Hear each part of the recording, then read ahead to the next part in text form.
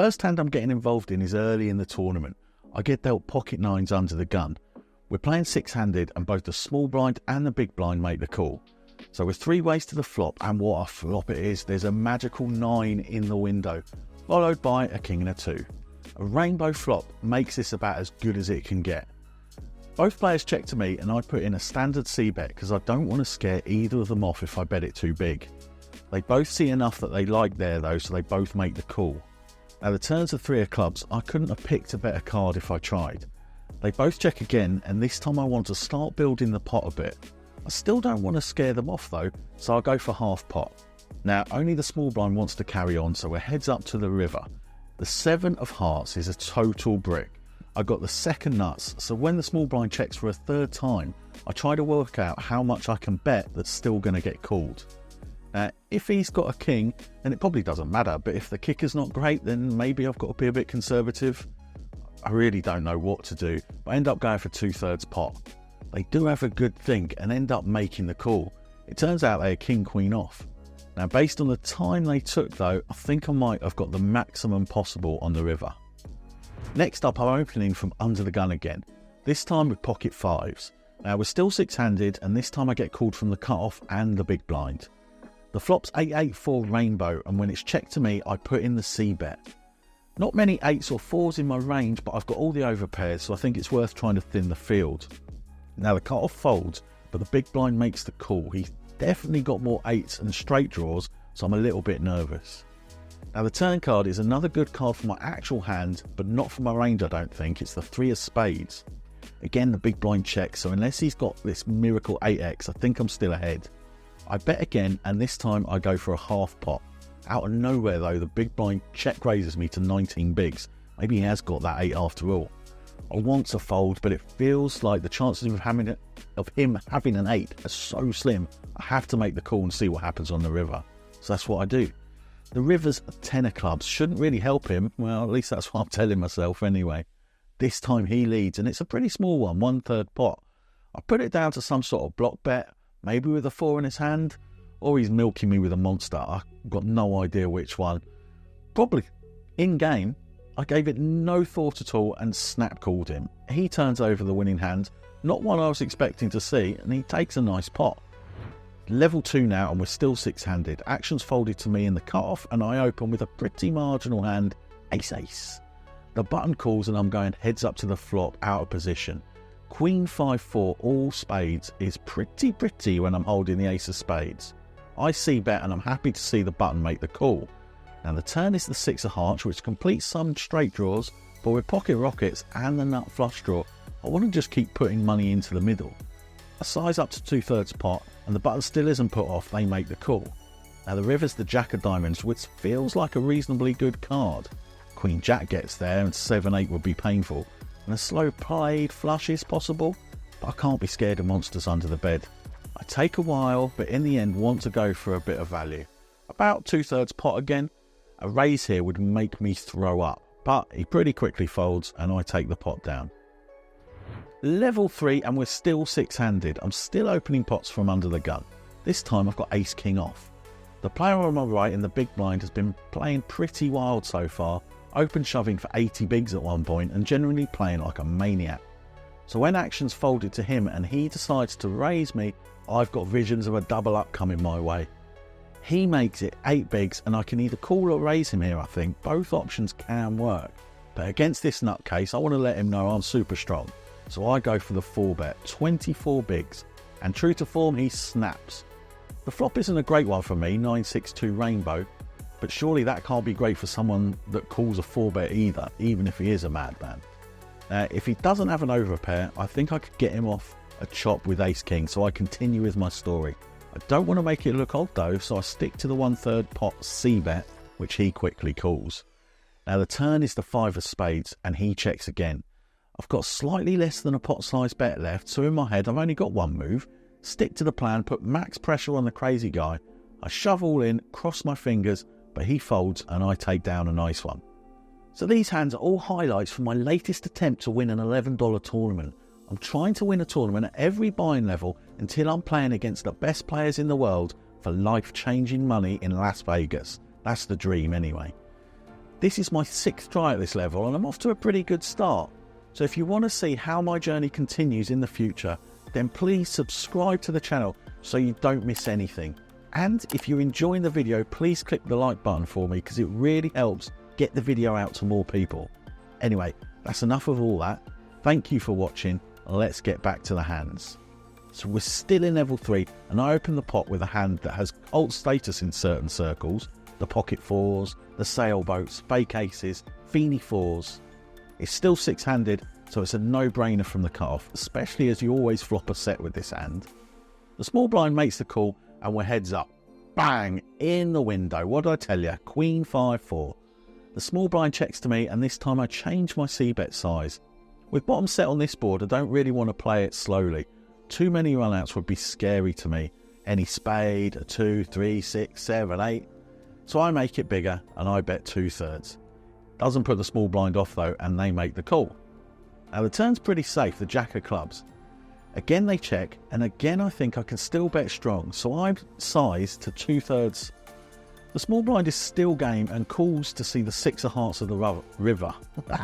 This is one of the cards I was a bit worried about, but on a third check from the small blind I've just got to go for value. This time I size down, trying to make it look a little bit milky. I put in 1/3 pot. It's too small for him to be able to resist. They make the call, but his cards are mucked and I win with the Feeny sailboats. Was it ever in doubt? Turns out he had Queen 7, he just couldn't let it go. We're into level 5 now and I've only just realised that I've got the wrong felt colour. Late reg is far from over, so I'll change it back to the standard green. Now, I've left these hands in because I think they show what I was talking about earlier. The guy on my right is a bit mad, ripping it in all over the under the gun raise, and a call with pocket 6s. Just feels crazy to me. I even went to show him exactly what I thought about it, but I changed my mind last minute. It's probably best not to poke the bear. Next hand, he makes another questionable call with ace 5 off and ends up getting lucky, splitting the pot against someone with ace king. Then we get onto this hand. He opens from the cutoff and chooses a huge sizing of 4 bigs. I've got ace queen on the button and I've got a decision to make. If I raise, which I probably should here in this situation, he's likely to come back over the top all in. Do I want to risk it all pre-flop with ace queen against a guy that could have anything? Or do I just want to call, see a flop, hopefully hit and then go from there? Well, this time I go for the conservative approach and make the call. The blinds fold and we're heads up to the flop of Queen 4-2. He very quickly shoves all in for 9x pot. At least he's consistent, I suppose. This is one I don't have to think about it. Snap it straight away. He shows King Jack off. He's got absolutely nothing. Just got 3 kings to fade. The turn and the river are clean, and for once I'm on the right end of the result when you're going up against a madman. Then there is the inevitable period of being card dead. Not much has happened for a while. I'm still in first place after the generous donation in the previous hand, but I've been moved table and there's another big stack sitting here too. The big stack is on the button and he opens the pot. The small blind folds and it's on to me in the big. Now I've got ace 8 of diamonds, so pretty easy call. No need to inflate the pot against the one person on the table that can really hurt my stack. Now the flop is 8-5-3 with 2 clubs. Not a bad flop for my hand and my range. It's screaming check raise to me, so I make the check and the button makes the standard C bet. I raise him and he snap calls me. The turn's another good card for me, the 4 of spades. Think he's likely to check behind it if I don't put any chips this time, so I lead and continue to tell my story. I go half pot and again the button calls. Now the river is a confusing ace of hearts. It gives me top 2 pairs obviously, which is great, but I'm starting to wonder what the hell's this guy got? A missed flush draw, a set, 6-7, some random 2? I'm in a situation I don't like, but these hands I mentioned seem pretty unlikely. Now, with top 2, button versus big blind, I think I've just got to go to value, so I bet 2/3 pot. Now you might remember earlier in the video I said that if I get raised, I would throw up. Well, that's exactly what happens here. The button comes from nowhere and he shoves all in.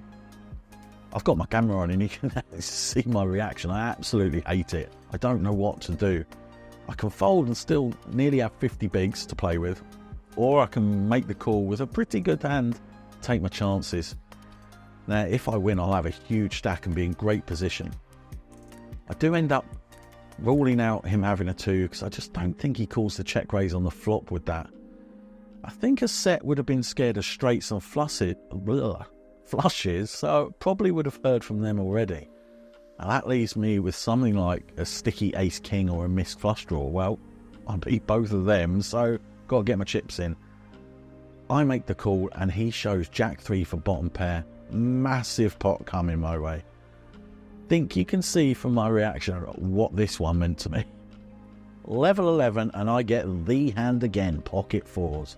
The low jack opens off a 22 big blind stack and it's folded to me in the small blind. There's no need to get crazy here, so I'm just going to make the call. Somehow though, I don't hit a set on the flop, but I guess I do get the next best thing. 6, 5, 3. So I've got an open-ended straight draw on a flop that shouldn't be too great for the pre-flop aggressor. I check to him with check raise opportunities in mind. The low jack does make a C bet, but he goes bigger than normal and he makes it half pot. So if I raise him here, it could mean we end up getting it all in now, and I'm not sure I'm okay with that. So I just make the call this time. Let's see what he wants to do on the turn. And what a turn it is. An offsuit 7 giving me the effective nuts. These sailboats never let me down. I check to him, hoping he'll carry on with the aggression, but no, he checks back. The river's an ace, which is normally a scary card, but not this time. This time I'm praying he's got one. If he has, I can get all the chips here by putting him all in and making it look like I'm bluffing a missed flush draw. That's my logic anyway. I know there's going to be people out there that think I need to check it to him to let him either bet his ace, maybe bluff at it. Maybe they're right. But I think my plan could have worked too. What do you think? Let me know in the comments. Anyway, this time the low jack player goes deep into the tank, well into his time bank, before eventually folding. Now, did I overplay this and shoot my bolt too early? We'll never know. Level 13 now and late reg has ended. Somehow I'm still the chip leader. The player on my right, who's got a decent stack, limps in, and I'm next to act with pocket 9s. Now, I don't know what to do here. Too many times I've come up against an early position limp, then shoved with pocket aces. So I don't want to give him the opportunity, so I'm just going to make the call. The player on my left in the cutoff is down to 10 bigs and he's decided that now's his time. He shoves all in, action folds back round to the limper. Well, he didn't have aces because he folds and then it's over to me. Don't really like calling here, but I think I've just got to. I could be up against a smaller pair, but in this case I'm flipping against Jack Queen. It's a safe flop, but the turn gives him a whole world of outs. There's always a sweat. Somehow we fade them all though and add a few more chips to my stack. This one pretty much plays itself. I raise on the button with ace queen and the big blind calls. Flop comes ace high, big blind checks, I C bet, he calls. Turn is another ace, he checks. I bet a bit bigger, he calls. River's a brick, he checks a third time, I bet, but this time he folds. Not very exciting, but adding chips to my stack is nice. I would love to know what you all think about this one. I open from the low jack with ace queen off. The high jack and the button both call and then the small blind shoves all in for about 20 bigs. It's back onto me and I hate it. I've got to worry about the two players behind as well as the small blind shove. Ace queen looks so pretty, but I end up deciding to fold it and waiting for a better spot. High jack makes the call and we see he's got pocket 10s against the small blind's pocket 5s. 10s end up holding, but I would have won all of it when the queen hits on the river. Now, I don't want to be results orientated, but should I have made the call, or was the fold the best way to go? What do you lot think? It's level 16 and 26 players remaining. Time to raise from what seems to be my favourite position under the gun. Not a bad hand to be doing it with though, pocket aces. Folds around to the small blind who's very short. He makes the call and the big blind comes along for the ride too. The flop comes out king high, no flush draws, no straight draws, delicious. Both players check to me and I C bet. The small blind check raises and the big blind gets out of the way. Obviously a call for me, just sad it's not for many chips, you know. The small blind shows Ace-8 for second pair. Just need to dodge an 8, which I do, and we lose another player. More importantly, it gives me the chip lead again, but things are pretty tight at the top. We're 2 off the money now, and we're back to playing 6-handed. So the hijack opens and it folds to me with 6-7 of diamonds. It's way too good to fold this deep, so I make the call and go heads up to the flop. And what a flop it is. 6-6-7. I only got a flop to boat. Everything crossed that this guy's got something he can continue with. I check and he does put in a bet. That's a good start. Now I've got the whole board locked up, so I can only call. The turn is a bad card for him, the 3 of clubs. The board is all about the big blind here. I check again, and to my surprise, the hijack goes again half pot. Now, I really find it hard to resist the temptation to check raise him here and try and build a pot.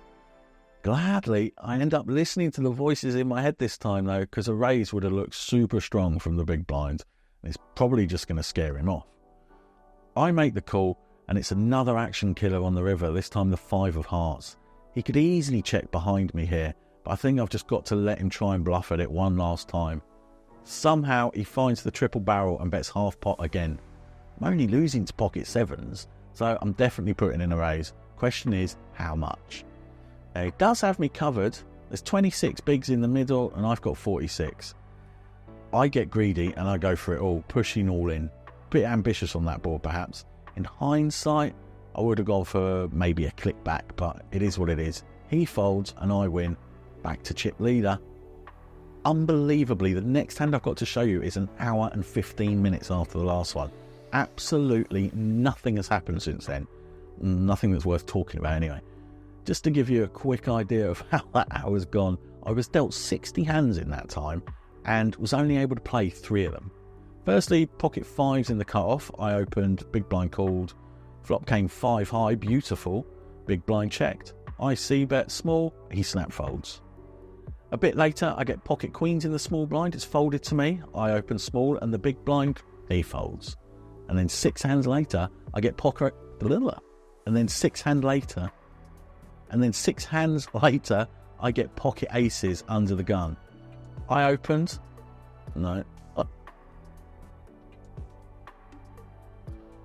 just 6 hands later, I get pocket aces in the big blind.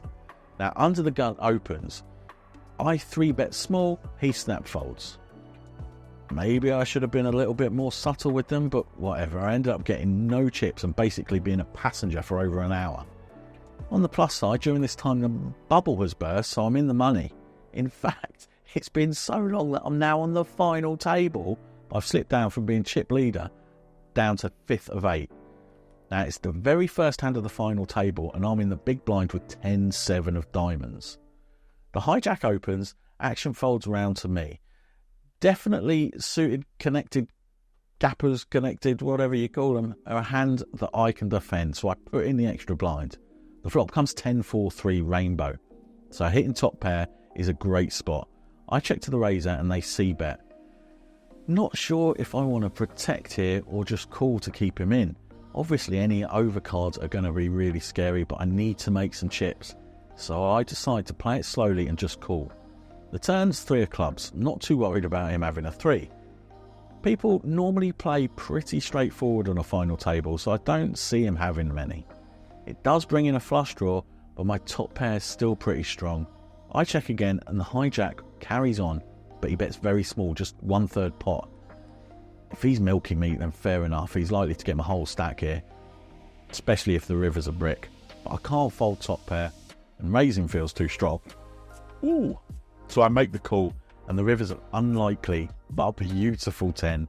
I've rivered a full house, and with less than a pot size bet behind, I decide to shove it all in. I just thought that he's too likely to check back with an overpair now, or ace high, so I need to try and get value. No joy, he folds, but I win a nice pot back up to 3rd place.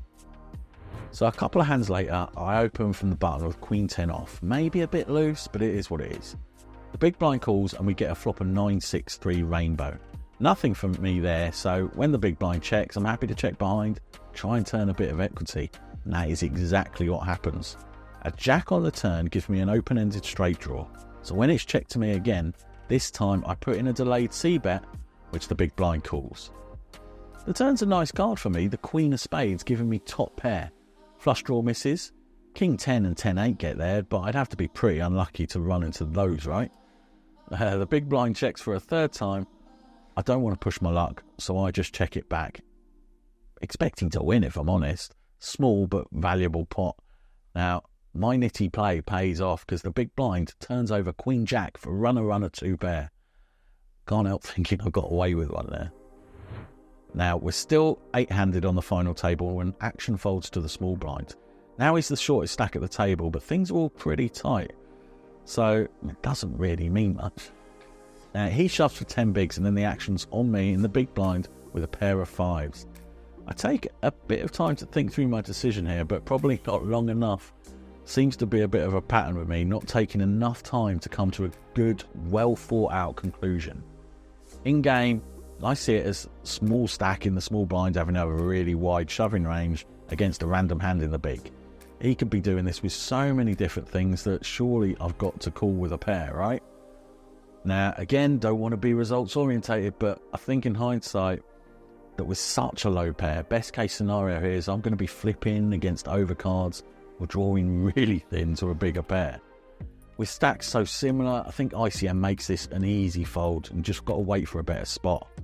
But having been so card dead for so long and then seeing the small blind as the short stack, I just got carried away when I should have just run away.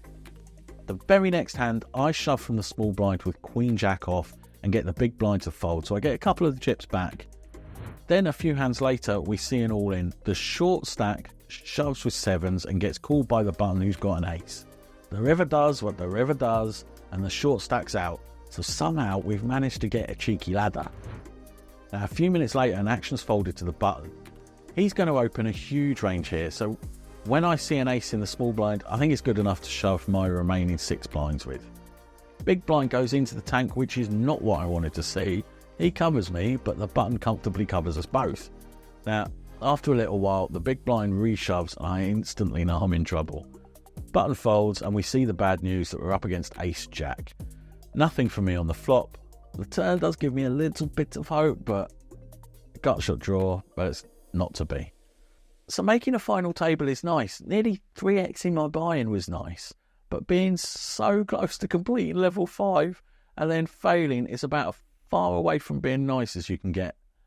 Now, if you want to see how the next game goes, then please subscribe to the channel so you don't miss anything.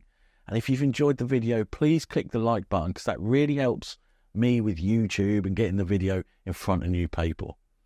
So thanks for watching. I'll see you next time when hopefully we can go all the way.